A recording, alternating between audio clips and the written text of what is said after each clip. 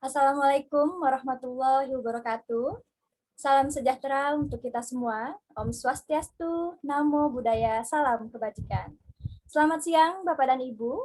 Kami PT Gasi The Payroll Service Specialist, penyelenggara jasa penggajian, ingin mengucapkan terima kasih kepada Bapak dan Ibu karena telah berkenan hadir pada webinar kami kali ini. Melayani 78 klien terkemuka di Indonesia, Gasi memiliki repositori pengetahuan penggajian yang ingin kami bagikan melalui Gasi Webinar yang kami rencanakan akan kami lakukan secara berkala.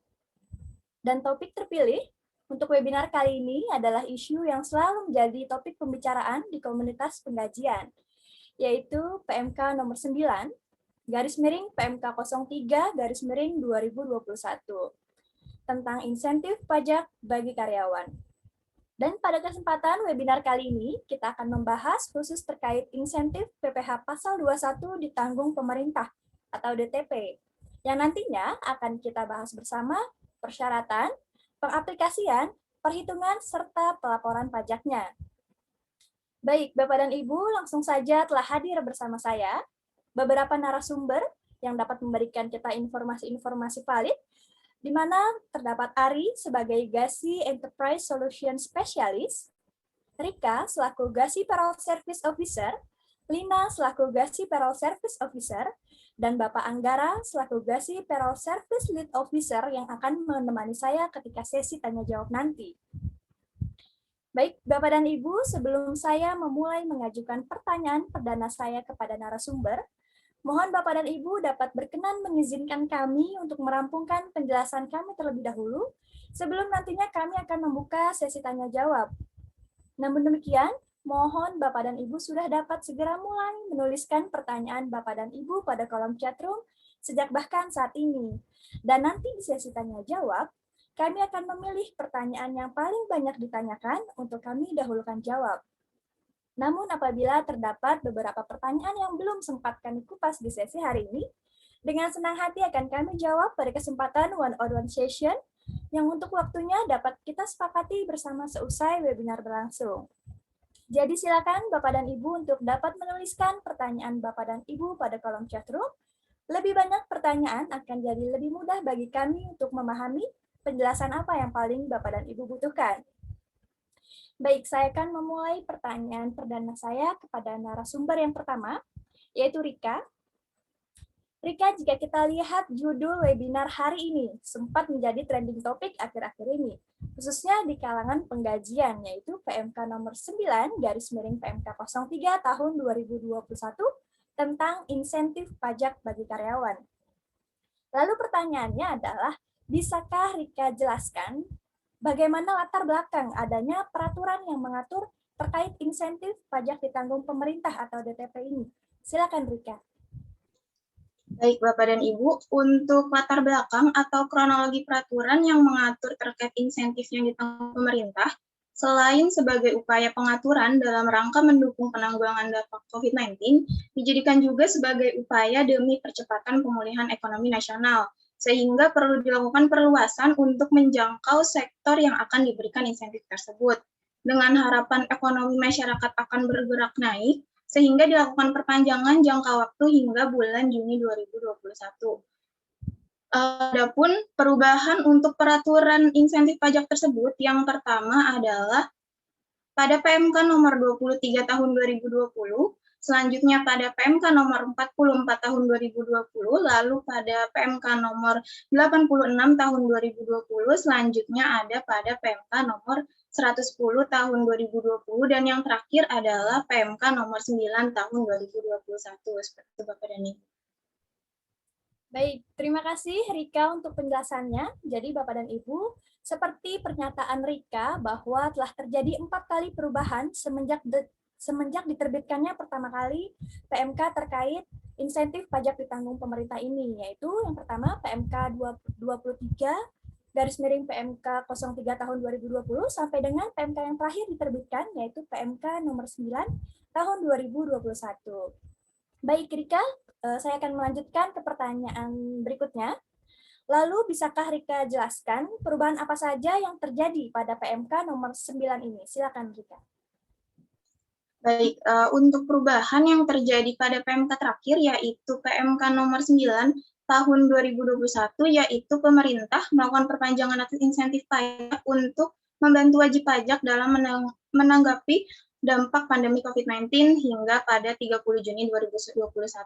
Yang sebelumnya, pada PMK nomor 86 tahun 2020, dan PMK nomor 110 tahun 2020 yang mengatur tentang pemberian insentif hanya berlaku hingga 31 Desember tahun 2020.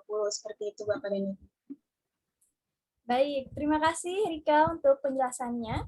Sebelum saya melanjutkan ke pertanyaan berikutnya, mengingatkan kembali kepada Bapak dan Ibu yang mungkin baru saja bergabung, silakan Bapak dan Ibu sejak sekarang sudah dapat menuliskan pertanyaan Bapak dan Ibu pada kolom chatroom. Semakin banyak pertanyaan akan semakin memudahkan kami untuk memahami penjelasan apa yang paling dibutuhkan bagi Bapak dan Ibu pada webinar kami kali ini. Baik Rika, saya akan melanjutkan ke pertanyaan berikutnya. Bisakah Rika jelaskan insentif untuk pajak apa saja yang terdapat pada PMK nomor 9 tahun 2021 ini? Silakan penjelasannya, Rika. Baik, Bapak dan Ibu, untuk insentif yang diberikan Menteri Keuangan dalam ketentuan ini adalah sebagai berikut. Yang pertama yaitu PPh pasal 21 ditanggung pemerintah untuk pekerja dengan penghasilan bruto yang tidak lebih dari 200 juta rupiah. Selanjutnya ada PPh final pada Peraturan Pemerintah Nomor 23 Tahun 2018 atau PPh final UMKM. Selanjutnya ada PPh final jasa konstruksi, lalu ada PPh pasal 22 impor, selanjutnya ada pengurangan PPh pasal 25, dan yang terakhir adalah pengembalian pendahuluan pajak pertambahan nilai atau PPN. Baik, terima kasih Rika untuk penjelasannya. Mengingatkan kembali Bapak dan Ibu, untuk webinar kali ini, kami akan fokuskan pada insentif PPh pasal 21. Baik, saya akan melanjutkan ke pertanyaan berikutnya sebelum saya beralih ke narasumber yang lain. Rika bisa jelaskan apa saja klasifikasi lapangan usaha yang berhak untuk mengikuti program insentif PPh 21 ditanggung pemerintah ini. Silakan Rika. Baik, untuk klasifikasi lapangan usaha sebagaimana diatur dalam lampiran PMK nomor 9 tahun 2021, yaitu klasifikasi lapangan usaha sebagaimana tercantum dalam SPT tahunan PPh tahun pajak 2019 atau pembetulan tahun pajak 2019 yang telah dilaporkan bagi pemberi kerja yang memiliki kewajiban penyampaian SPT tahunan PPh tahun pajak 2019 dalam hal kode klasifikasi lapangan usaha sama dengan data yang terdapat dalam administrasi perpajakan atau data yang terdapat dalam administrasi perpajakan bagi pemberi kerja yang memiliki penyampaian SPT tahunan PPh tahun pajak 2019 namun tidak menuliskan kode klasifikasi lapangan usaha SPT tahunan PPh tahun pajak 2019 atau salah dalam mencantumkan kode klasifikasi lapangan usaha pada SPT tahunan tahun pajak 2019. Selanjutnya adalah wajib pajak berstatus pusat yang belum atau tidak memiliki kewajiban penyampaian SPT tahunan PPh tahun pajak 2019. Dan yang terakhir yaitu pada instansi pemerintah. Seperti itu Bapak dan Ibu. Baik, terima kasih Rika untuk penjelasannya. Sebelum saya melanjutkan ke narasumber berikutnya, mengingatkan kembali kepada Bapak dan Ibu, silakan Bapak dan Ibu untuk menuliskan pertanyaan Bapak dan Ibu pada kolom chatroom. Setiap pertanyaan akan kami kupas tuntas pada sesi webinar kali ini, dan apabila terdapat pertanyaan yang tidak sempat kami jawab, dengan senang hati akan kami jawab pada kesempatan one-on-one session, yang untuk waktunya dapat kita sepakati bersama seusai webinar berlangsung. Baik, saya akan melanjutkan ke narasumber berikutnya, yaitu Lina. Pertanyaan untuk Lina adalah, bisakah Lina jelaskan bagaimana ketentuan dan syarat untuk mendapatkan insentif tersebut? Silakan Lina. Baik, Bapak dan Ibu, sesuai yang tercantum dalam PMK nomor 9 tahun 2021 pada pasal 2 ayat 3, pegawai yang berhak untuk mendapatkan insentif ditanggung pemerintah adalah pegawai dengan kriteria tertentu, di mana dimaksud adalah pegawai yang menerima atau memperoleh penghasilan dari pemberi kerja yang tentunya memiliki kode klasifikasi lapangan usaha sebagaimana tercantum dalam lampiran yang terdapat dalam PMK nomor 9 tahun 2021. Kemudian, pegawai tersebut menerima atau memperoleh penghasilan dari pemberi kerja yang telah ditetapkan sebagai perusahaan kita atau kemudian impor tujuan ekspor. Atau pegawai tersebut menerima atau memperoleh penghasilan dari pemberi kerja yang telah mendapatkan izin penyelenggaraan kawasan berikat, izin pengusaha kawasan berikat, atau izin PDKB. Kemudian syarat selanjutnya adalah pegawai tersebut harus memiliki NPWP. Jadi pada saat pegawai tersebut belum memiliki NPWP, dia belum berhak untuk mendapatkan fasilitas insentif ditanggung pemerintah. Kemudian syarat selanjutnya adalah pegawai pada masa pajak yang bersangkutan menerima atau memperoleh penghasilan bruto yang bersifat tetap dan teratur yang disetahunkan tidak lebih dari 200 juta rupiah. Seperti itu. Baik, terima kasih Lina untuk penjelasannya. Jadi Bapak dan Ibu dapat kita simpulkan bahwa kriteria apa saja yang dapat kita ajukan sebagai penerima insentif dari sisi pemberi kerja atau perusahaan harus memiliki kode klasifikasi lapangan usaha. Lalu perusahaan tersebut harus ditetapkan sebagai perusahaan KIT dan telah mendapatkan izin penyelenggara kawasan berikat. Sedangkan dari sisi karyawan, karyawan tersebut harus memiliki NPWP dan memperoleh penghasilan bruto yang tidak lebih dari 200 juta dalam 1 tahun masa pajaknya. Baik Lina, saya akan melanjutkan ke pertanyaan berikutnya. Tadi pada poin C disebutkan bahwa untuk penghasilan bruto yang disetahunkan tidak lebih dari 200 juta. Lalu bagaimanakah cara menghitung penghasilan PPh 21 bruto disetahunkan untuk eligibilitas insentif PPh 21 ditanggung pemerintah atau DTP ini? Silakan penjelasannya, Lina. Baik, Bapak dan Ibu, untuk menghitung penghasilan PPh pasal 21 bruto disetahunkan, caranya adalah dengan menjumlahkan seluruh penghasilan bruto yang sifatnya teratur di bulan berjalan dikalikan dengan 12, baik untuk karyawan yang mulai bekerja pada awal tahun maupun karyawan yang baru bekerja di pertengahan tahun. Seperti itu. Baik, terima kasih Lina untuk penjelasannya. Saya akan lanjutkan ke pertanyaan berikutnya. Lalu apakah perhitungan eligibilitas insentif PPh pasal 21 ditanggung pemerintah ini dapat dipengaruhi oleh penerapan penghasilan teratur dan tidak teratur? Bisakah Lina jelaskan perihal tersebut? Silakan Lina. Untuk eligibilitas insentif PPh pasal 21 ditanggung pemerintah hanya dipengaruhi oleh penerapan penghasilan teratur, di mana seperti yang sudah dijelaskan bahwa salah satu syarat pegawai yang berhak untuk mendapatkan insentif PPh pasal 21 ditanggung pemerintah adalah pegawai yang pada masa pajak bersangkutan menerima atau memperoleh penghasilan bruto yang bersifat tetap dan teratur yang disetahunkan tidak lebih dari 200 juta rupiah. Jadi jika terdapat penghasilan teratur dan tidak teratur, sebagai contoh adalah bonus, maka penentuan eligibilitasnya hanya penghasilan teraturnya saja dikalikan dengan 12 tanpa penghasilan tidak teratur.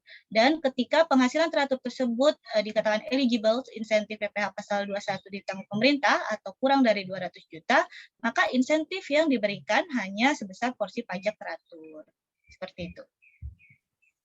Baik, terima kasih Lina untuk penjelasannya. Jadi Bapak dan Ibu dapat kita simpulkan ketika karyawan mendapatkan penghasilan teratur dan tidak teratur, maka untuk eligibilitas penerimaan insentif PPh 21 DTP-nya ini hanya diberikan sebesar porsi pajak teraturnya aja. Seperti itu ya Lina ya untuk proses perhitungannya ya, penerapannya. Baik, Bapak dan Ibu, saya akan lanjutkan lagi ke pertanyaan terakhir untuk Lina sebelum saya akan melanjutkan ke narasumber berikutnya. Lina, jika terdapat sebuah pemberi kerja yang memiliki tax type net atau memberikan tunjangan pajak terhadap karyawannya, lalu bagaimana penerapan fasilitas PPh pasal 21 DTP-nya ini bagi pemberi kerja? Silakan dijelaskan, Lina.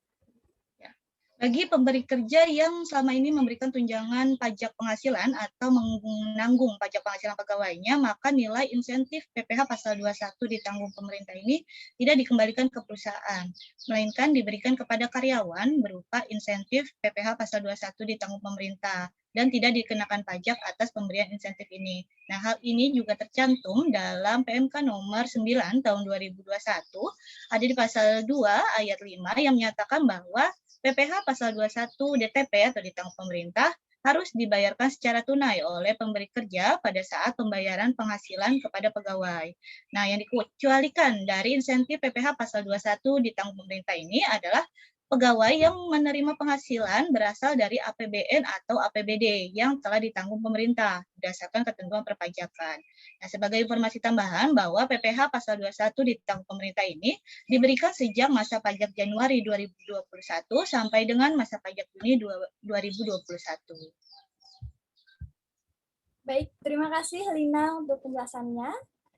Bapak dan Ibu mengingatkan kembali untuk Bapak dan Ibu dapat menuliskan pertanyaan Bapak dan Ibu pada kolom chat room. Setiap pertanyaan akan kami kupas tuntas di sesi kali ini. Apabila terdapat pertanyaan yang tidak sempat kami jawab, dengan senang hati akan kami jawab pada kesempatan one-on-one session yang untuk waktunya dapat kita sepakati bersama seusai webinar berlangsung. Baik, saya akan melanjutkan kepada narasumber yang terakhir, yaitu masih terdapat Ari. Ari, bisakah Ari jelaskan bagaimana cara untuk melakukan pengajuan insentif pajak atau DTP ini? Silakan Ari. Baik, terima kasih Reni. Untuk mengajukan program insentif pajak ditanggung pemerintah ini, Bapak Ibu bisa mengakses www.pajak.go.id, lalu kita klik login, lalu kita diminta untuk memasukkan NPWP, kata sandi, dan kode keamanan. Setelah kita melakukan login, maka tampilan dari DJP online adalah sebagai berikut. Ada beberapa menu, lalu kita pilih menu layanan, kemudian kita pilih icon dari KSWP atau konfirmasi status wajib pajak. Lalu setelah kita memilih KSWP, kita pilih drop down dari profil pemenuhan kewajiban wajib pajak. Lalu kita pilih program dalam hal ini yang saya jelaskan adalah insentif PPh 21 DTP PMK 9 tahun 2021. Setelah kita melakukan pengajuan insentif, maka kita menunggu konfirmasi dari KPP apakah pengajuan kita diterima oleh KPP selama 3 hari ke depan. Setelah kita mendapatkan konfirmasi dari KPP bahwa kita telah berhak mengikuti program insentif DTP PPh pasal 21, maka kita dapat menghitungkan dan melaporkan PPh 21 DTP tersebut. Seperti itu, Reni. Baik, terima kasih Ari untuk penjelasannya. Jadi setelah kita mengetahui bagaimana cara untuk mengajukan insentif pajak ditanggung pemerintah ini, tentunya kita ingin mengetahui bagaimana penerapan dan perhitungan insentif yang ditanggung pemerintah ini. Bisakah Ari jelaskan perihal tersebut? Silakan Ari. Baik, untuk penerapan dan perhitungan insentif DTP PPh pasal 21 terdapat dalam lampiran PMK 9 tahun 2021. Saya akan mencontohkan untuk studi kasus dari penerapan insentif PPh 21 DTP ini, di mana Andi dengan PTKP K1 atau kawin dengan tanggungan 1, kemudian merupakan pegawai tetap di PT Maju Jaya yang merupakan industri makanan dengan klasifikasi lapangan usahanya adalah 10791. Pada bulan Januari menerima penghasilan berupa gaji pokok sebesar 14 juta, kemudian tunjangan makan sebesar Rp2.500.000, dan iuran pensiun yang harus dibayar oleh Andi sendiri sebesar Rp300.000 per bulan. Langkah pertama dalam menentukan insentif PPh 21 DTP adalah apakah Andi ini eligible untuk mengikuti program insentif DTP. Caranya adalah kita menghitungkan semua penghasilan yang bersifat teratur, di mana gaji pokok ditambah dengan tunjangan makan menghasilkan total bruto sebulannya adalah Rp16.500.000. Kemudian kita kalikan dengan 12, menghasilkan 198 juta. Karena total penghasilan bruto setahun dari Andi masih di bawah 200 juta, maka Andi eligible untuk mengikuti program insentif DTP. Selanjutnya adalah kita menghitungkan berapa nominal pajak yang dikenakan kepada Andi, yaitu dengan menghitungkan biaya jabatan, kemudian iuran pensiun, didapatlah total pengurang untuk Andi sebesar Rp9.600.000. Kemudian kita hitungkan penghasilan neto setahun yang didapatkan dari total penghasilan bruto setahun 198 juta dikurangi dengan total pengurang Rp9.600.000 sehingga menghasilkan Rp188.400.000. Kemudian dari penghasilan neto setahun ini dikurangi dengan penghasilan tidak kena pajak atau PTKP, Andi adalah K1, yaitu sebesar 63 juta rupiah. Sehingga didapatkanlah penghasilan kena pajak atau PKP sebesar 125.400.000 rupiah. Penghasilan kena pajak ini kita kalikan dengan tarif PPh pasal 17 ayat 1 untuk mendapatkan rincian PPh 21 terutang setahun, di mana lapisan pertama adalah 50 juta dikalikan dengan 5%, kemudian sisanya 75.400.000 rupiah dikalikan dengan 15%, sehingga total PPh 21 terutang setahunnya adalah 13.810.000 rupiah.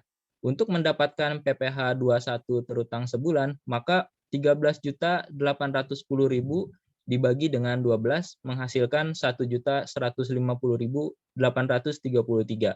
Karena Andi secara total penghasilan bruto setahunnya masih di bawah 200 juta, kemudian menghasilkan pajaknya merupakan porsi pajak teratur semuanya, maka pajak yang dikenakan Andi dijadikan sebagai insentif PPh 21 ditanggung pemerintah. Seperti itu, Reni. Baik, terima kasih Ari untuk penjelasannya. Bapak dan Ibu, mengingatkan kembali kepada Bapak dan Ibu, kita telah memasuki, sebelum kita memasuki fokus bahasan berikutnya, Bapak dan Ibu dapat menuliskan pertanyaan pada kolom chat. Semakin banyak pertanyaan akan semakin memudahkan kami untuk memahami penjelasan apa yang paling dibutuhkan bagi Bapak dan Ibu. Baik, masih dilanjutkan dengan Ari. Ari, apakah dengan adanya kebijakan insentif PPh pasal 21 ini berpengaruh terhadap tata cara pelaporan SPT masa bulanannya? Bisakah Ari jelaskan perihal tersebut? Silakan Ari. Baik, untuk kewajiban dari perusahaan dalam pelaporan SPT masa PPh 21 bulanannya tidak ada yang berubah, namun terdapat tambahan kewajiban, yaitu perusahaan diwajibkan untuk membuat kode billing DTP atau atas PPh 21 yang ditanggung pemerintah, di mana untuk format dari pembuatan kode billing DTP ini ada tambahan di bagian uraian, yaitu harus menuliskan PPh pasal 21 ditanggung pemerintah X PMK nomor 9 PMK 03/2021. Kemudian dari ID billing ini kita input ke dalam ESPT pada bagian SSP. Untuk bagian NTPN kita input dengan angka 9 terlebih dahulu, kemudian diikuti dengan 15 digit dari kode billing yang sudah kita buat. Kemudian jumlah PPh disetor diisi dengan PPh 21 yang dijadikan sebagai DTP, kemudian keterangan diisi dengan angka 1 yang menunjukkan angka 1 ini adalah untuk SSP PPh pasal 21 ditanggung pemerintah. Seperti itu, Rini. Baik, terima kasih Ari untuk penjelasannya. Jadi Bapak dan Ibu, sebelumnya Ari sudah menjelaskan terkait pengajuan, penerapan, perhitungan, serta menjelaskan sedikit terkait dengan kode billing. Tidak lengkap rasanya jika Ari tidak juga menjelaskan terkait dengan cara untuk melakukan pelaporan realisasinya. Bisakah Ari jelaskan perihal tersebut? Silakan Ari. Baik, kalau tadi saya jelaskan tentang apa yang perlu dilengkapi dalam pelaporan SPT masa PPh 21 bulanan, dengan adanya program DTP ini, perusahaan diwajibkan untuk melaporkan insentif PPh 21 DTP ditanggung pemerintah ini, yaitu melalui www.pajak.go.id. Kemudian kita login dengan memasukkan NPWP, kata sandi, dan kode keamanan. Kemudian kita pilih menu layanan. Untuk selanjutnya kita klik icon dari e-reporting. Nah, setelah kita klik icon e-reporting, berikut adalah tampilan dari DJP online, di mana ada beberapa menu, ada dashboard, monitoring, dan ada lapor. Kita bisa klik button tambah pada pelaporan. Kemudian kita diminta untuk memasukkan tahun pelaporan, bisa kita isi tahun 2021, kemudian diisi dengan jenis pelaporannya adalah PPh 21 ditanggung pemerintah PMK 9 tahun 2021. Kemudian kita klik lanjut, kita diminta untuk mengisi kode keamanan, kita isi kode keamanan sesuai dengan gambar, kemudian kita klik lanjut. Kemudian kita diminta untuk mengisikan masa pajak dan mengunggah input template dari pelaporan insentif ini, di mana untuk petunjuk pengisian input template tersebut ada pada bagian sebelah kiri dari DJP online. Kemudian jika sudah, kita klik lanjut. Berikut adalah tampilan dari input template laporan realisasi insentif PPh 21 ditanggung pemerintah, di mana terdapat 3 lembar kerja, dimulai dari bagian paling atas dalam layar.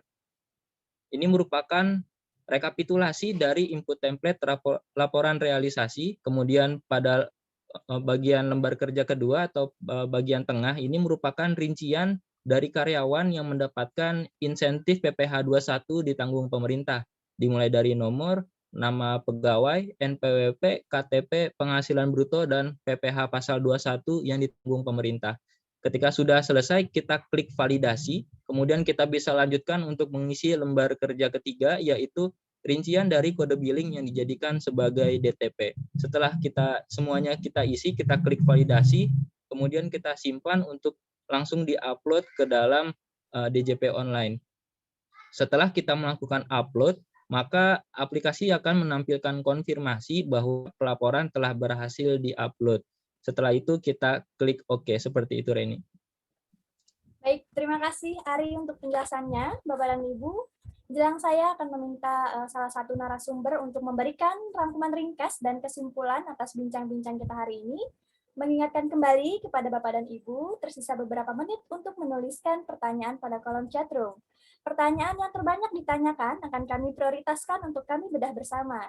Namun apabila terdapat pertanyaan yang tidak terjawab di sesi hari ini, dengan senang hati akan kami layani di sesi one-on-one session di waktu terpisah yang dapat kita sepakati bersama setelah webinar berlangsung. Jadi Lina, bisakah Lina berikan rangkuman dan kesimpulan atas bincang-bincang tips and trik penggajian kita hari ini? Silakan Lina.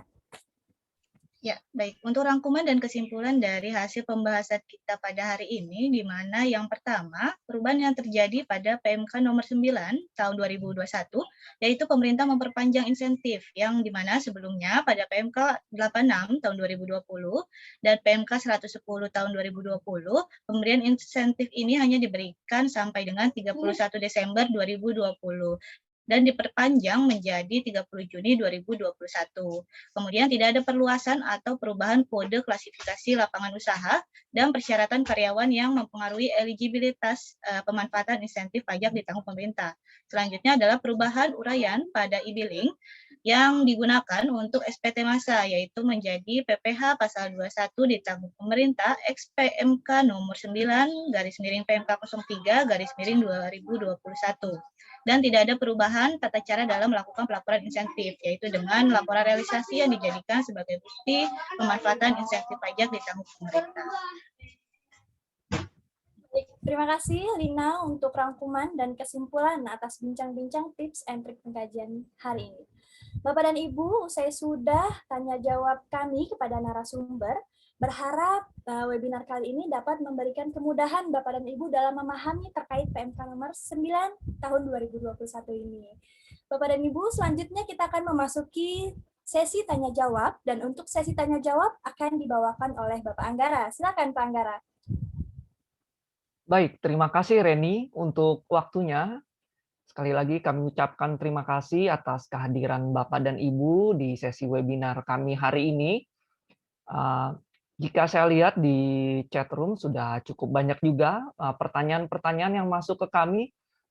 Tanpa berpanjang lebar, saya langsung saja masuk ke pertanyaan pertama. Pertanyaan pertama disampaikan oleh Bapak Andri Saputra, yaitu apa saja perbedaan untuk peraturan PMK dari yang paling terbaru dengan yang sebelumnya, khususnya untuk insentif PPh 21 ini. Silakan. Baik, terima kasih Bapak Andri atas pertanyaannya. Mohon izin saya menjawab untuk perubahan yang terjadi pada PMK yang terakhir, yaitu PMK nomor 9 tahun 2021, untuk PPh insentif pajak PPh pasal 21, tidak ada perubahan terkait kode KLU atau klasifikasi lapangan usaha. Adapun untuk eligibilitas atas penerima insentif untuk karyawan juga tidak ada perubahan, antara lain yaitu harus memiliki NPWP, lalu penghasilan yang diterima tidak lebih dari 200 juta rupiah. Namun untuk masa aktifnya di sini hanya terdapat perubahan atas efektif penerimaan insentif tersebut, di mana sebelumnya untuk PMK 86 tahun 2020 dan PMK nomor 110 tahun 2020 hanya memberlakukan insentif sampai dengan 31 Desember 2020. Namun, untuk PMK terupdate di sini, yaitu PMK nomor 9 tahun 2021, pemerintah melakukan perpanjang atas penerimaan insentif, yaitu sampai dengan bulan Juni 2021. Dan untuk perubahan selanjutnya hanya terdapat pada pengisian e-billing ketika akan membuat e-billing untuk melakukan lapor pajak, di mana untuk sebelumnya uraian yang diisi adalah PMK yang berlaku, yaitu PMK nomor 86 tahun 2020, namun untuk efektif per Januari ketika akan membuat e-billing untuk melakukan lapor pajak, untuk bagian uraian harus mengikuti PMK yang berlaku, yaitu dengan uraian PMK nomor 9 tahun 2021, seperti itu. Ya, baik Rika, terima kasih untuk penjelasan yang diberikan. Berikut pertanyaan pertanyaan lanjutan dari Bapak Andri Saputra. Apakah nanti di bukti potong karyawan yang mendapat insentif PPh 21 ini terdapat keterangan bahwa mereka mendapat insentif pajak PPh 21 tersebut? Silakan. Mohon izin saya menjawab pertanyaan dari Bapak Andri. Jadi untuk karyawan yang menerima insentif PPh 21 DTP tidak akan ada informasi pada bukti potong 1721A1 atau pada saat pelaporan e-filing SPT orang pribadi. Seperti itu Bapak Andri. Ya, terima kasih Ari untuk jawaban yang diberikan. Untuk pertanyaan selanjutnya ini masih dari Bapak Andri ya, masih terkait dengan insentif ini. Jika di e-billing tidak dituliskan uraiannya, apakah mempengaruhi pengisian dan pelaporan insentif pajak ini? Ya, silakan tim.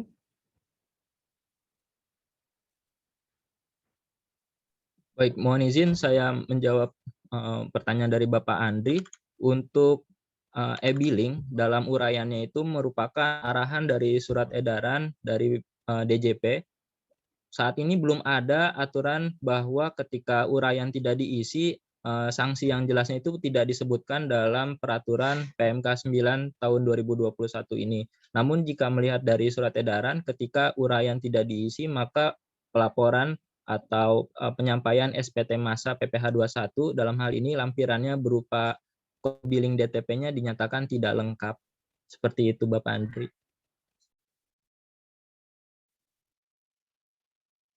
Ya, baik, terima kasih Ari untuk jawaban yang diberikan. Ya, untuk pertanyaan berikut disampaikan dari Bapak Aditya.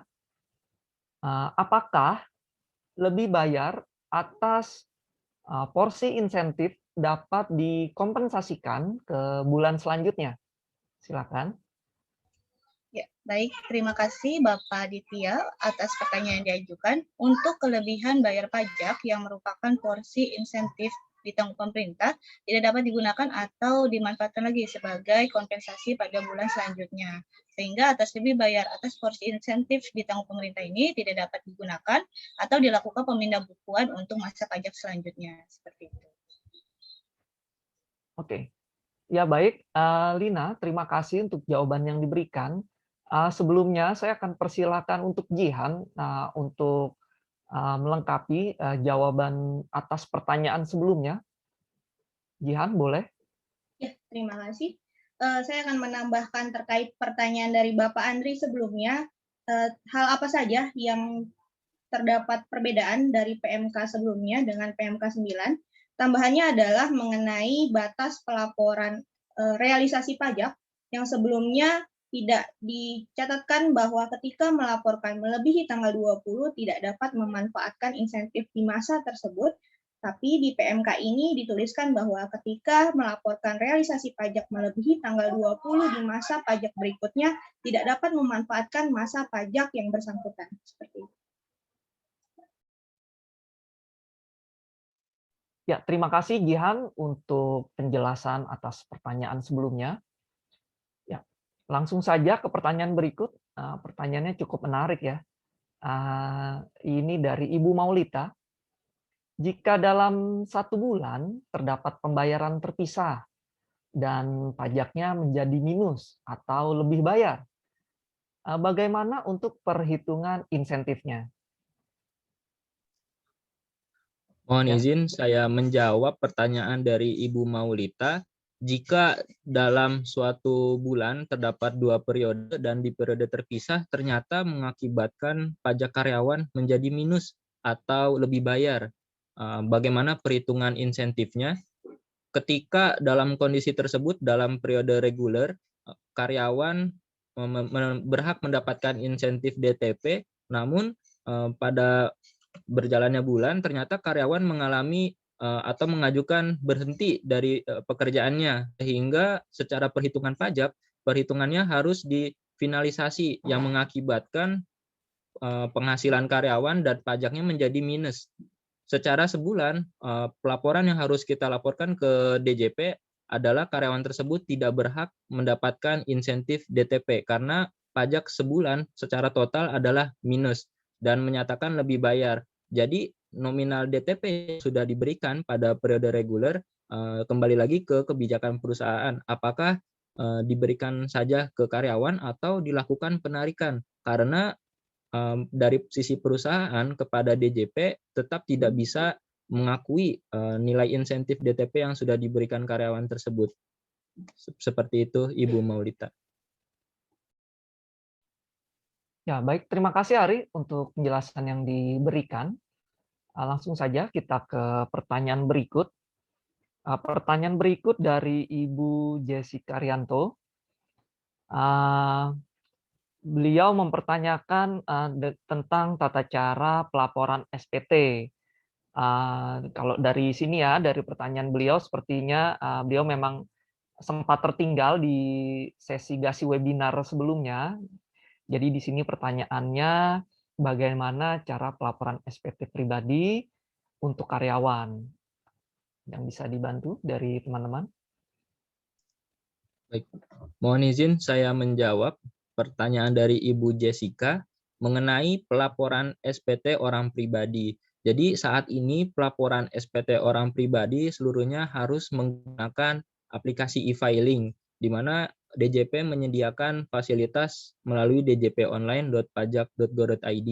Sebelum kita mengakses aplikasi tersebut, wajib pajak diminta untuk mendaftarkan dirinya menggunakan e-fin, yaitu mengajukan ke KPP di mana NPWP tersebut terdaftar. Setelah kita memiliki e-fin, maka kita bisa melakukan aktivasi di aplikasi DJP online. Saat kita ingin melakukan pelaporan melalui aplikasi e-filing, kita diminta untuk mempersiapkan bukti potong 1721 A1-nya. Kemudian kita pilih lagi klasifikasi penghasilan bruto selama setahun dari bukti potong tersebut. Jika di bawah 60 juta selama setahun, maka formulir yang digunakan adalah 1770 SS. Jika di atas 60 juta dalam setahun, maka formulir yang digunakan adalah 1770S. Namun jika dalam 1 tahun menerima penghasilan pekerjaan lepas, maka bukti atau formulir yang digunakan adalah 1770. Lalu kita bisa mengikuti langkah-langkah yang sudah disediakan oleh aplikasi DJP online. Seperti itu, Ibu Jessica. Ya, terima kasih Ari untuk penjelasan yang diberikan, mengingatkan kembali kepada Bapak dan Ibu dan partisipan lainnya untuk dapat menuliskan pertanyaan di chat room yang sudah tersedia. Ya, kita lanjutkan untuk sesi tanya jawab berikut. Berikut pertanyaan dari Ibu Andini, apakah PPh pasal 21 atas penghasilan berupa uang lembur yang diterima oleh pegawai termasuk ke dalam PPh pasal 21 yang ditanggung oleh pemerintah. Silakan, Tim. Baik, terima kasih Ibu Andini atas pertanyaannya.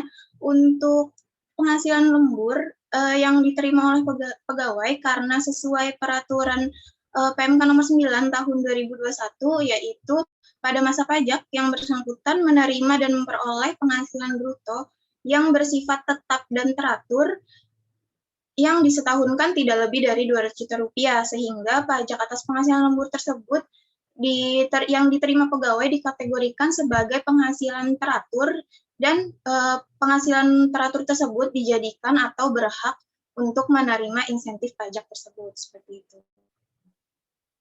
Baik, terima kasih Rika untuk penjelasannya. Jadi kesimpulannya jika mengacu ke PMK nomor 9 ini, di mana jika itu seperti pendapatan uang lembur ya, dianggap sebagai penghasilan teratur, lalu kita totalkan semua jumlah penghasilan teratur dikalikan 12, jika jumlahnya kurang dari 200 juta rupiah, maka berhak untuk insentif pajak DTP ini. Oke, saya lanjutkan ke pertanyaan berikut dari Ibu Dea. Nah, ini juga cukup menarik pertanyaannya. Apakah perusahaan mendapatkan tambahan penghasilan dari kas negara dengan adanya program insentif PPh pasal 21 ditanggung pemerintah ini? Ya, silakan Tim. Baik, terima kasih Bu Dea atas pertanyaan yang diajukan. Jadi perusahaan itu tidak dianggap mendapatkan tambahan penghasilan dari kas negara karena adanya program insentif ditanggung pemerintah ini.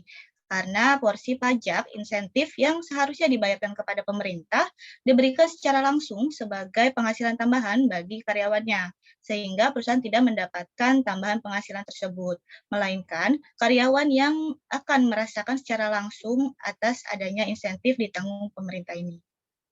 Seperti itu. Ya, baik. Terima kasih Lina untuk jawaban yang diberikan. Ya, saya langsung saja ke pertanyaan berikutnya. Ini dari Ibu Niki. Bagaimana jika perusahaan tidak mau membayarkan insentif pajak ini kepada karyawan karena selama ini perusahaan yang menanggung pajak karyawannya, sehingga tidak mempengaruhi take home pay dari karyawan? Ya, silakan Tim.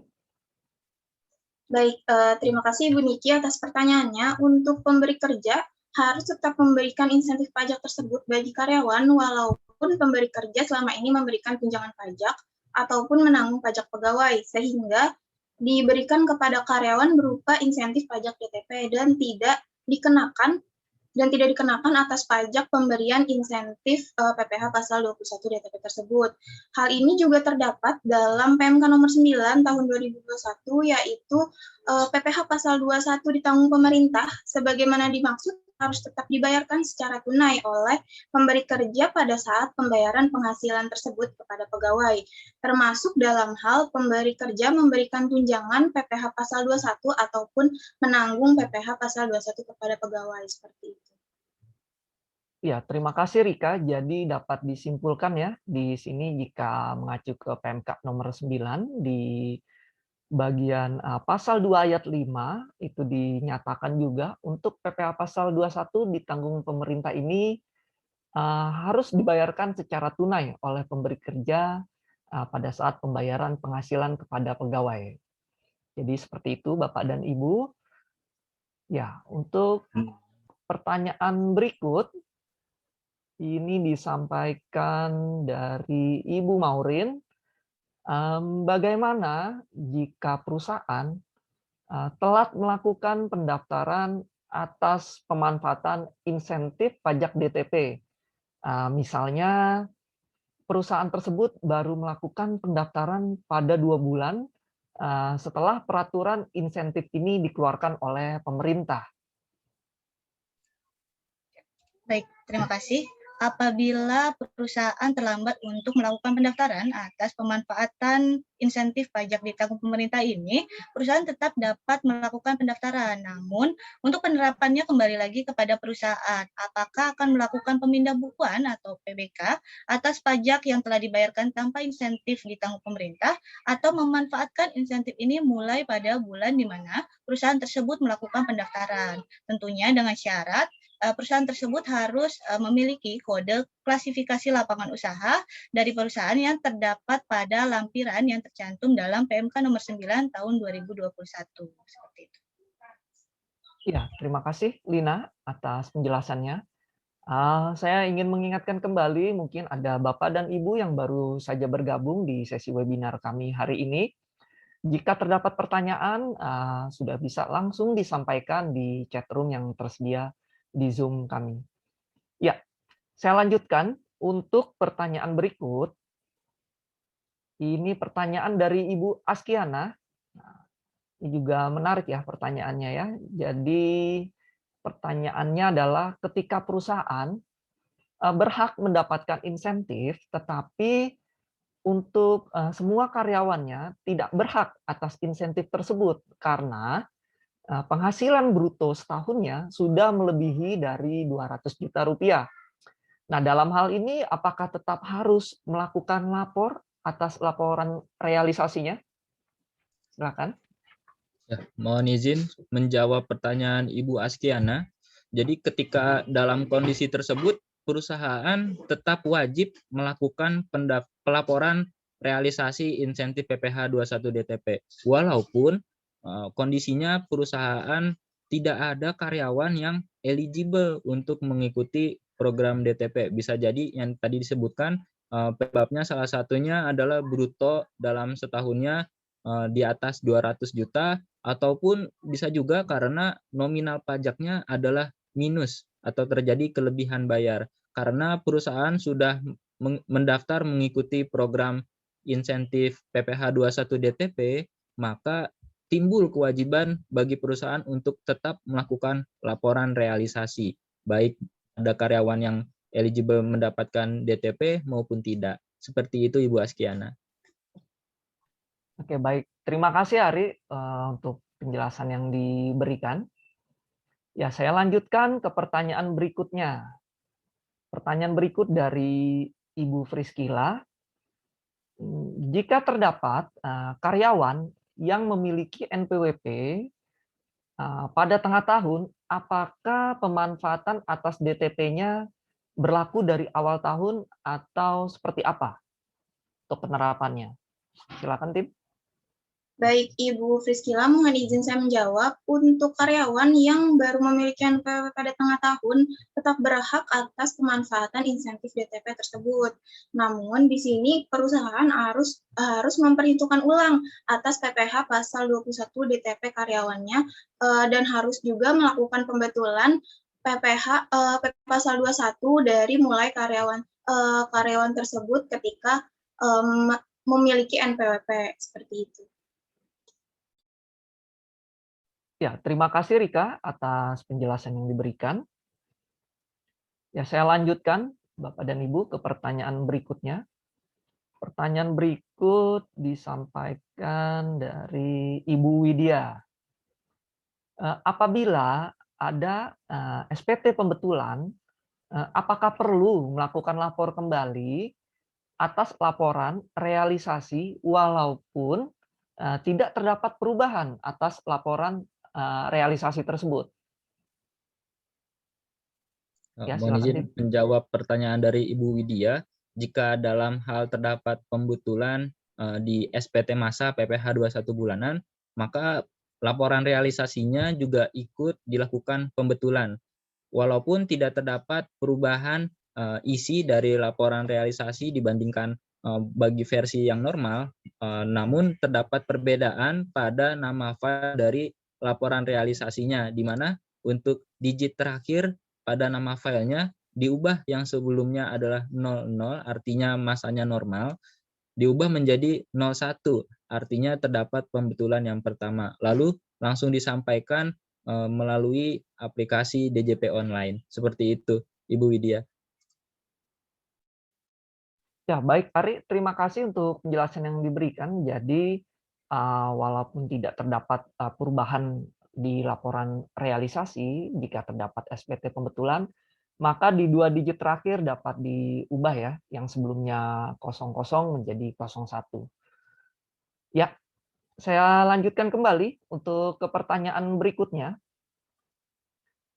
Pertanyaan berikut dari Ibu Evita.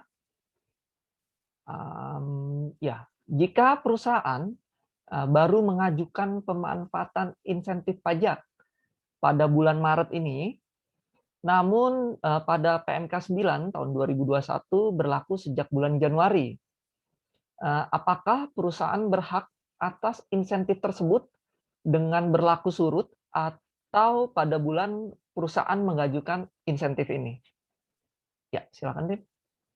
Baik, Ibu Evita, mohon izin saya menjawab. Untuk insentif PPh Pasal 21 akan diberikan sesuai dengan bulan persetujuan atas pengajuan insentif tersebut dan tidak berlaku surut. Jadi, ketika perusahaan tersebut mengajukan pada bulan Maret, maka perusahaan tersebut berhak memanfaatkan insentif mulai dari bulan Maret atau bulan di mana perusahaan tersebut mendapatkan persetujuan atas pengajuan pemanfaatan insentif. Jadi untuk perusahaan tersebut tidak berhak atas berlaku surut ketika misalnya insentif tersebut berlaku dari bulan Januari, namun perusahaan hanya atau baru mengajukan dan mendapatkan approval atas pengajuan insentif tersebut di bulan Maret, maka perusahaan tersebut berhak atas pemanfaatan insentif hanya mulai dari bulan Maret, seperti itu, Bu Evita.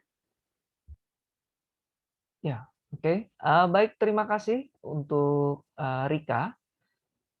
Ya, sekali lagi saya tidak bosan untuk mengingatkan untuk Bapak dan Ibu yang baru bergabung, jika terdapat pertanyaan yang ingin disampaikan, dapat disampaikan di chat room pada Zoom ini. Ya, baik. Saya lanjutkan lagi ke pertanyaan berikutnya. Untuk pertanyaan berikut dari Ibu Kailana. Jika terdapat karyawan yang sebelumnya sudah mendapatkan insentif, namun pada saat proses finalisasi terminasinya masih di bawah PTKP, sehingga tidak ada nilai pajaknya. Lalu bagaimana insentif yang sebelumnya? Silakan. Baik, terima kasih Ibu Kailana atas pertanyaan yang diajukan. Jadi pada saat karyawan yang sebelumnya mendapatkan insentif pajak ditanggung pemerintah, kemudian karyawan tersebut terminate, dan pada saat dilakukan finalisasi, penghasilan yang diterima karyawan tersebut masih di bawah PTKP, sehingga tidak dikenakan pajak. Nah, untuk insentif karyawan terminasi tersebut tidak dihitungkan kembali atau tidak dihitungkan ulang pada saat karyawan tersebut dilakukan finalisasi terminate, seperti itu. Ya, baik. Terima kasih, Lina. Jadi kesimpulannya untuk insentif karyawan yang proses finalisasi terminasi tidak dihitungkan kembali. Ya, saya lanjutkan. Pertanyaan berikut. Oh, ini dari Bapak Ervin. Sepertinya ini mirip ya pertanyaan yang disampaikan Bapak Ervin atas pertanyaan Bapak Andri sebelumnya. Apakah karyawan yang mendapatkan insentif pajak akan muncul pada bukti potong 1721A1? Bapak Ervin, untuk pertanyaan ini tadi sudah disampaikan di awal sesi tanya jawab, sudah disampaikan oleh Ari ya. Jadi ini tidak kami jelaskan kembali. Saya langsung saja ke pertanyaan berikutnya. Di mana pertanyaan berikut dari Ibu Sekar. Apabila perusahaan mendaftarkan pemanfaatan insentif karyawan pada website pajak atau DJP online ya di sini ya, apakah perlu melaporkan kembali ke KPP secara offline? Baik, mohon izin Silakan. menjawab pertanyaan dari Ibu Sekar. Jadi dalam rangka digitalisasi informasi, semua pelaporan yang dilakukan kepada DJP semuanya sudah tidak melalui KPP. Artinya dalam hal kita melakukan pendaftaran program insentif DTP maupun pada saat kita melaporkan realisasi insentif PPh 21 DTP tidak ada yang dilakukan melalui KPP atau KP2KP atau jadi semuanya dilakukan secara online melalui aplikasi yang sudah disediakan yaitu djponline.pajak.go.id. Jadi tidak perlu kita mengunjungi ke KPP untuk melapor secara offline. Seperti itu Ibu Sekar. Oke, baik. Terima kasih Ari untuk penjelasannya. Jadi apa yang sudah kita laporkan melalui website pajak tidak perlu kita sampaikan kembali ke KPP. Seperti itu simpulannya. Oke, untuk selanjutnya ya pertanyaan dari Ibu Hairunisa. Nah, ini cukup menarik juga ya. Apakah untuk karyawan outsourcing berhak menerima insentif DTP? Silakan. Baik, terima kasih Bu Hairunisa atas pertanyaannya. Untuk karyawan outsourcing tetap berhak atas pemanfaatan insentif pajak DTP apabila proses penggajian dan administrasi pajaknya sudah terdaftar pada perusahaan yang termasuk ke dalam klasifikasi lapangan usaha atau KLU pada PMK terakhir, yaitu PMK nomor 9 tahun 2021. Jadi, karyawan outsourcing tersebut berhak menerima insentif selama perusahaannya terdaftar pada klasifikasi lapangan usaha dan selama karyawan tersebut memenuhi persyaratan atas pemanfaatan insentif pajak tersebut, antara lain yaitu karyawan tersebut memiliki NPWP, lalu penghasilan bruto setahun yang tidak lebih dari 200 juta rupiah, seperti itu. Ya, terima kasih Rika. Jadi untuk karyawan outsourcing ini berhak mendapatkan jika perusahaan di mana tempat karyawan outsourcing ini bekerja masuk ke dalam klasifikasi lapangan usaha dan karyawan bersangkutan juga memiliki NPWP. Jika tidak memenuhi persyaratan tersebut, maka untuk karyawan outsourcing ini tidak berhak untuk menerima insentif DTP ini. Ya, terima kasih Rika. Oke, saya mengingatkan kembali untuk Bapak dan Ibu yang baru bergabung, ya, kami persilakan jika memang terdapat pertanyaan yang akan disampaikan dapat dituliskan di kolom chat room kami. Ya. Untuk pertanyaan berikut ini dari Ibu Amel. Bagaimana jika terdapat karyawan yang sudah terkena pajak namun belum memiliki NPWP? Apakah bisa mendapatkan insentif DTP ini? Baik Ibu Amel, sesuai dengan yang tercantum pada PMK nomor 9 tahun 2021 pasal 2, di mana salah satu syarat karyawan yang berhak untuk mendapatkan fasilitas insentif ditanggung pemerintah adalah memiliki NPWP. Sehingga dapat disimpulkan untuk karyawan yang belum memiliki NPWP namun sudah dikenakan pajak, maka pegawai tersebut tidak berhak atas penerimaan atau tidak berhak mendapatkan fasilitas insentif DTP seperti itu. Ya, terima kasih Lina. Jadi pada dasarnya sesuai dengan persyaratan yang berhak menerima insentif DTP ini adalah karyawan yang memiliki NPWP. Ya, saya lanjutkan ke pertanyaan berikutnya. Pertanyaan berikut dari Ibu Niken. Apa implikasi untuk karyawan terkait dengan adanya program insentif DTP ini? Ya, silakan, Tim. Baik, terima kasih Bu Niken atas pertanyaan yang diajukan. Jadi bagi karyawan yang memenuhi syarat mendapatkan insentif PPh pasal 21 ditanggung pemerintah, maka karyawan tersebut akan terbebas dari potongan pajak karena mendapatkan insentif PPh pasal 21. Atau dapat disimpulkan, pajak yang dikenakan kepada karyawan yang telah memenuhi syarat sesuai yang tercantum pada PMK nomor 9 tahun 2021 akan ditanggung oleh pemerintah melalui fasilitas insentif PPh pasal 21 seperti itu. Ya, terima kasih Lina untuk penjelasan yang diberikan. Ya, saya lanjutkan ke pertanyaan berikutnya. Pertanyaan berikut dari Bapak Jarod. Jika perusahaan terdaftar dalam klasifikasi lapangan usaha yang berhak mengikuti program insentif PPh pasal 21 ini, namun tidak mendaftar program tersebut, apakah terdapat sanksi atau denda dari pihak pajak? Baik, mohon izin menjawab pertanyaan Bapak Jarod. Jika perusahaan tidak eligible mengikuti program insentif DTP, namun tidak mengikuti insentif DTP, saat ini tidak ada sanksi atau denda yang diberlakukan kepada perusahaan tersebut.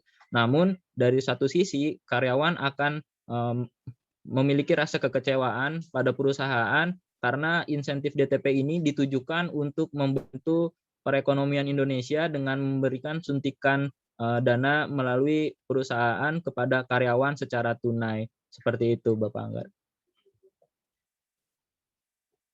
Ya, baik, terima kasih Ari atas penjelasan yang diberikan.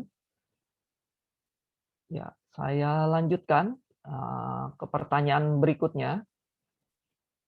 Pertanyaan berikutnya dari Bapak Tufel. Bagaimana perhitungan DTP jika terdapat pembayaran bonus atau pendapatan tidak tetap? Ya. Baik, terima kasih Bapak Tufel atas pertanyaannya.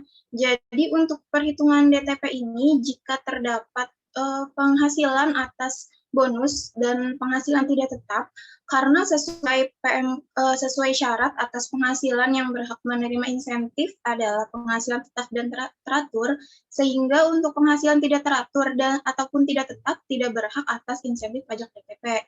Maka jika dalam 1 bulan ketika terdapat penghasilan teratur dan tidak teratur, maka hal yang harus dilakukan perusahaan adalah memisahkan terlebih dahulu pajak atas kedua penghasilan tersebut. Dan yang berhak atas penghasilan pajak DTP hanya pajak atas penghasilan tetap dan teratur. Contohnya di sini adalah ketika total dari pajak karyawan adalah sebesar 100.000, tetapi dari total 100.000 tersebut 70.000 adalah pajak atas penghasilan teratur dan 30.000 rupiah adalah pajak penghasilan atas tidak teratur, maka yang berhak menerima atau memanfaatkan insentif pajak DTP tersebut hanyalah pajak atas penghasilan teratur, yaitu yang sebesar 70.000 rupiah, dan untuk 30.000 rupiahnya tidak dikembalikan kepada karyawan karena merupakan pajak atas penghasilan tidak teratur, seperti itu. Ya, baik. Terima kasih Rika. Jadi pada dasarnya jika terdapat pendapatan tidak tetap ya seperti bonus dan lain sebagainya, maka itu memang tidak dimasukkan ke dalam insentif atau pajak DTP ini. Jadi sesuai peraturan di awal tadi teman-teman sampaikan bahwa yang dihitungkan hanya untuk penghasilan tidak tetap dan untuk brutonya sendiri tidak lebih dari 200 juta rupiah, seperti itu.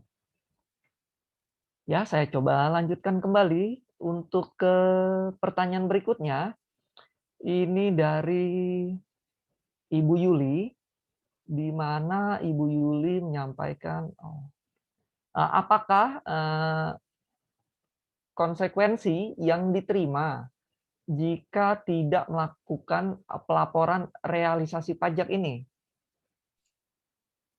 Baik, terima kasih Bu Yuli atas pertanyaan yang diajukan. Jadi risiko atau konsekuensi yang akan dihadapi perusahaan yang tidak melakukan pelaporan realisasi adalah perusahaan tersebut tidak dapat memanfaatkan insentif pajak di tahun pemerintah untuk masa pajak yang bersangkutan. Seperti itu. Ya, oke, baik. Terima kasih Lina untuk jawaban yang diberikan. Ya, saya langsung saja masuk ke pertanyaan berikut.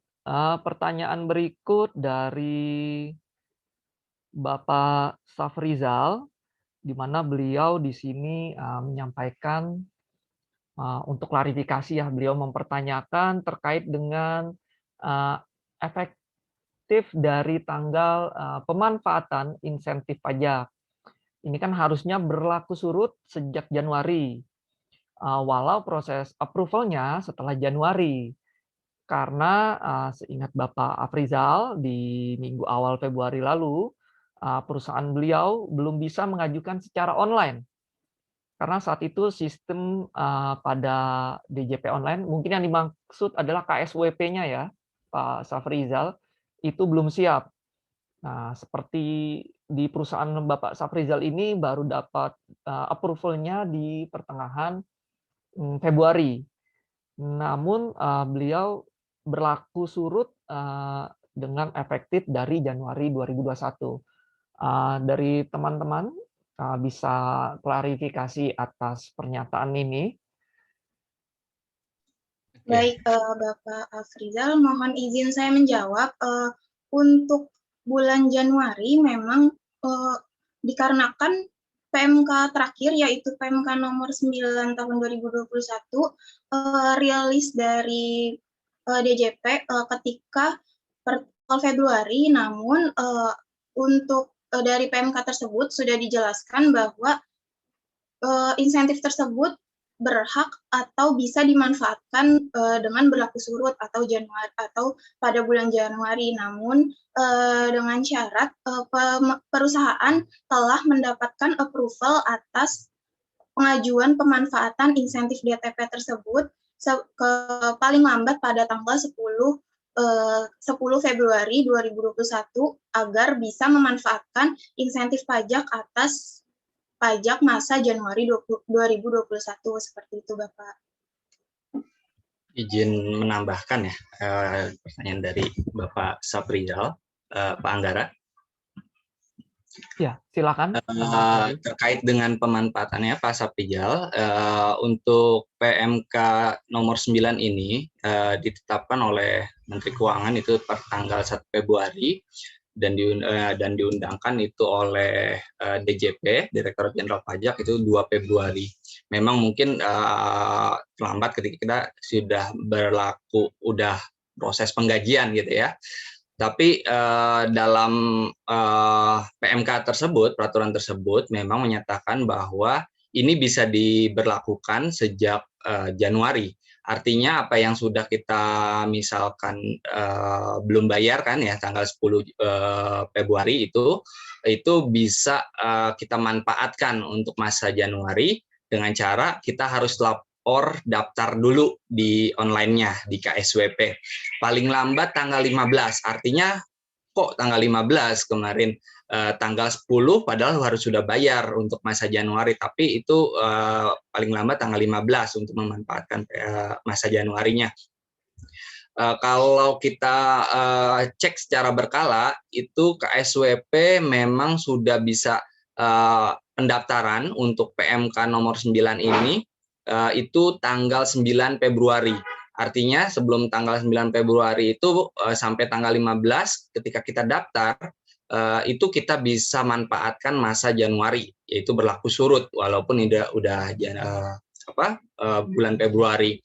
Namun ketika kita sudah melakukan pendaftaran dan disetujui oleh Direktorat Jenderal Pajak melalui website pajak KSWP tersebut, itu harus dilaporkan di masa Januari juga, yaitu paling lambat itu tanggal 20 berikut realisasinya. Jadi setelah kita daftarkan tanggal 9 dan sampai tanggal 15 dan perusahaan kita termasuk KLU yang menerima insentif ini, tentunya kita harus lapor tanggal 20 yaitu realisasinya. Pada saat sehingga kita harus hitung ulang nih berapa porsi yang harus kita kembalikan atau kita kasih ke karyawan berupa pajak ditanggung pemerintah. Nah, setelah tanggal 20 itu adalah batas terakhir kita lapor realisasi untuk DTP. Kalau kita sudah berhak untuk pemanfaatan pajak DTP ini, insentif DTP ini, tapi kita juga punya kewajiban untuk melaporkan realisasi paling lambat tanggal 20 Februari setiap bulannya. Setiap bulan itu pada masa Januari, setiap tanggal 20. Artinya ketika kita mau memanfaatkan, selain kita mendaftarkan KLU perusahaan kita, kita juga harus mendaftarkan realisasinya itu paling lambat tanggal 20 untuk kita dapat memanfaatkannya agar kita bisa memberikan ke karyawan. Namun faktanya ketika kita tidak berhasil untuk mendaftarkannya, melaporkan realisasi, tentunya itu tidak diperkenankan untuk diberikan insentif DTP. Itu sesuai dengan PMK 9 itu pasal 4 nomor 5. Pasal 4 ayat 5 itu diharuskan memang lapor tanggal 20, kemudian di ayat 6-nya itu ada ketika tidak dilaporkan sebagaimana tanggal 20 itu, maka kita tidak dapat menerima DTP atau memanfaatkan insentif PPh ditanggung pemerintah itu pada bulan berjalan. Namun ketika kita baru mendaftarkannya setelah tanggal 15 Februari, itu bisa saja, tapi itu tidak berlaku surut. Jadi yang bisa berlaku surut itu 15 Februarinya, Bapak. Kalau kita belum mendaftarkan juga hingga saat ini, dan baru terdaftar di minggu ini, di awal Maret, kita baru bisa memanfaatkannya perusahaan itu insentif PPh 21 ditanggung pemerintahnya berlakunya di bulan Maret, dengan syarat juga bahwa kita harus lapor masa Maret itu paling lambat 20 April untuk realisasinya. Seperti itu Bapak dan Bapak Saprijal untuk klarifikasinya. Semoga bisa menjawab. Demikian Pak Anggara. Ya, terima kasih Pak Panji untuk penjelasan dan uraian atas klarifikasi yang diberikan atas pertanyaan Bapak Saprijal. Saya ingin mengingatkan kembali kepada Bapak dan Ibu partisipan lainnya untuk jika yang baru bergabung, jika terdapat pertanyaan dapat segera menyampaikannya di kolom chat room kami. Ya, saya lanjutkan untuk ke pertanyaan berikutnya, yaitu dari Bapak Junjun, ya. Apakah ada batasan untuk pelaporan realisasi DTP jika terdapat pembetulan pajak? Ya, silakan, Tim. Baik, izin menjawab pertanyaan dari Bapak Junjun. Untuk batas pelaporan realisasi DTP sendiri adalah setiap tanggal 20 bulan berikutnya. Jadi ketika pelaporan bulan Februari, maka pelaporan realisasi paling lambat adalah tanggal 20 Maret 2021.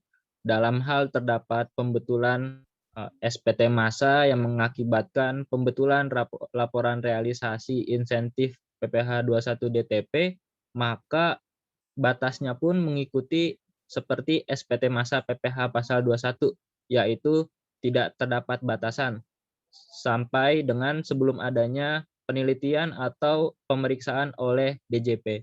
Seperti itu, Bapak Anggara. Bapak Jun. Ya, baik. Terima kasih Ari untuk penjelasan yang diberikan. Berarti kita tetap ya untuk pelaporan realisasi yaitu pada tanggal 20 di bulan selanjutnya ya, masa normalnya. Tapi namun untuk laporan realisasinya atas pembetulan tidak terdapat batas waktunya. Sama halnya ketika dengan lapor pajak SPT massa PPh pasal 21. Mungkin saya tambahkan ya Pak Anggara ya. Untuk pembetulan SPT massa tidak ada batasan, namun untuk realisasi di pembetulan realisasi di pasal 4 ayat 7 itu pemberi kerja dapat menyampaikan pembetulan atas laporan realisasi PPh 21 ditanggung pemerintah sebagaimana ayat tersebut paling lambat itu akhir bulan berikutnya. Jadi kalau misalkan masa Februari itu harus lapor tanggal 20, masa normalnya 20 Maret, kemudian setelah 20 Maret itu ada pembetulan. Pembetulannya kaitannya dengan laporan realisasi insentif PPh 21 ditanggung pemerintah. Paling lambat itu adalah tanggal 30 April tahun 2021 atau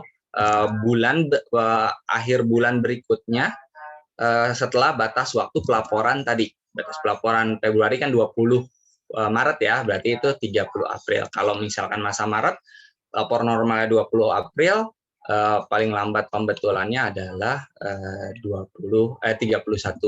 Mei. Namun tadi poin dari Mas Ari itu adalah ketika pembetulannya tidak melakukan realisasi, tentunya itu bisa dilakukan kapan saja ketika kita ada mungkin di tahun depannya ada lain gitu ya, ada pertanyaan dan harus mengkoreksi dari pelaporan Februari, itu bisa saja dilakukan. Itu Pak Junjun atas pertanyaan. Baik, terima kasih Pak Panji untuk penjelasan tambahan yang diberikan. Ya, berikut adalah pertanyaan dari Ibu Zubaida. Apakah terdapat sanksi jika pada saat membuat kode e-billing namun lalai membubuhkan cap PMK? Silakan. Baik, mohon izin menjawab pertanyaan Ibu Zubaida mengenai pembubuhan cap dalam kode billing. Memang sesuai dengan surat edaran nomor 43 PJ 2020, di mana merupakan turunan dari PMK 86 tahun 2020. Namun ketentuannya tidak berubah pada saat PMK 9 tahun 2021 ini diturunkan, sehingga dalam peraturan tersebut tidak ada yang mengatur sanksi ataupun hal yang akan dikenakan kepada wajib pajak jika tidak mencantumkan pembubuhan cap. Namun surat edaran ini menegaskan apabila pada saat pembuatan surat setoran pajak tersebut tidak dibubuhi dengan cap dan uraian mengenai PPh pasal 21 ditanggung pemerintah X PMK 9 tahun 2021, maka pelaporan dinyatakan tidak lengkap karena secara administrasi data belum lengkap. Seperti itu, Ibu Zubaida. Ya, Ari, terima kasih untuk jawaban yang diberikan Bapak dan Ibu. Pertanyaan dari Ibu Zubaida tadi adalah pertanyaan penutup pada sesi webinar kita kali ini. Kami ucapkan terima kasih atas partisipasi yang Bapak dan Ibu berikan. Untuk agenda selanjutnya, saya serahkan kembali ke rekan saya, Reni. Silakan, Reni. Baik, terima kasih Pak Anggara telah membawakan sesi tanya jawab dengan baik. Bapak dan Ibu, usai sudah webinar GASI berbagi tips and trik penggajian hari ini, berharap bermanfaat bagi Bapak dan Ibu. Dan mohon izinkan kami menyampaikan bahwa kami akan mengirimkan kuesioner untuk mohon Bapak dan Ibu isikan, lalu kemudian kirimkan kembali kepada kami, terutama untuk kami menjadi paham bagaimana kami bisa selenggarakan webinar yang lebih baik lagi. Karena memang kami merencanakan untuk menjalankan webinar GASI berbagi pengetahuan penggajian ini secara berkala. Dan kami lalu akan jadi paham topik penggajian apa yang paling relevan bagi Bapak dan Ibu. Mohon juga menyampaikan bagi Bapak dan Ibu yang masih memiliki pertanyaan atau membutuhkan layanan GASI, silakan hubungi kami dan dengan amat senang hati akan kami layani. Selamat siang Bapak dan Ibu, terima kasih telah berkenan hadir dan sampai bertemu di sesi GASI webinar berikutnya.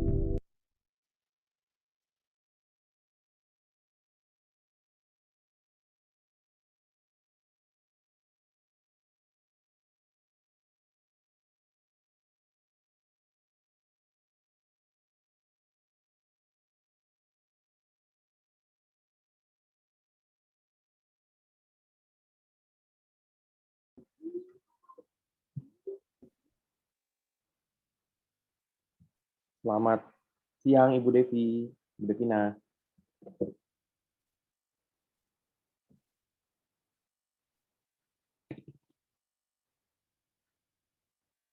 Sudah bisa di-unmute belum ya teman-teman?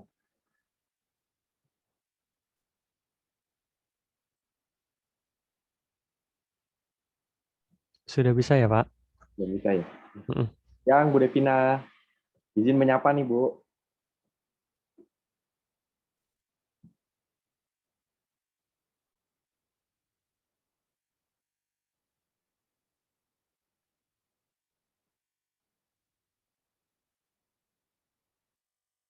Apakah ada pertanyaan Bu Devina?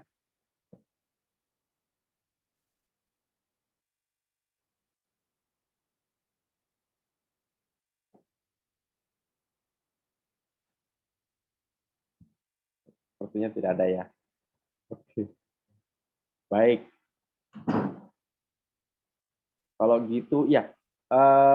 Terima kasih Bu Devina sudah berkenan hadiri webinar kami. Mohon izin ya Bu, kami sudahi sesi webinarnya. Kami akan akhiri sesi meetingnya dan sampai bertemu ya Bu di kesempatan webinar berikutnya. Terima kasih. Silakan untuk host kita bisa tutup ya Zoom meetingnya. Terima kasih semuanya. Baik, Pak. Biar end meeting ya, Pak. Silakan. Terima kasih, Pak Franky.